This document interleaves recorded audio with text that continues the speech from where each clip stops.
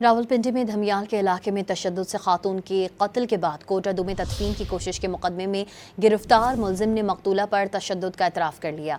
Police ज़राए से मालूम हुआ है कि गिरफ्तार मुलजिम आमिर अब्बास ने दौरान तफ्तीश अहलिया पर तशद्दुद का इतराफ़ किया है। मुलजिम ने इंकशाफ किया कि तशद्दुद के दौरान समीना गिरी तो उसका सर बेड से टकराया, जिससे गहरी चोट लगी। इसके बावजूद मुलजिम अहलिया पर तशद्दुद करता रहा।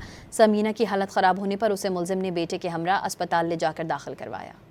रावलपिंडी में धमियाल के इलाके में तशद्दुद से खातून के कत्ल के बाद कोटा 2 में तदफीन की कोशिश के मुकदमे में गिरफ्तार मुलजिम ने मकतूला पर तशद्दुद का इतराफ़ कर लिया।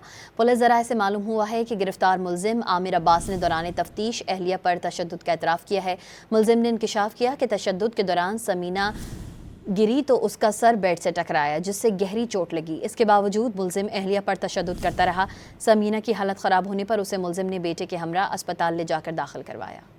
रावलपिंडी में धमियाल के इलाके में तशद्दुद से खातून के कत्ल के बाद कोटा 2 में तदफीन की कोशिश के मुकदमे में गिरफ्तार मुलजिम ने मकतूला पर तशद्दुद का इतराफ़ कर लिया।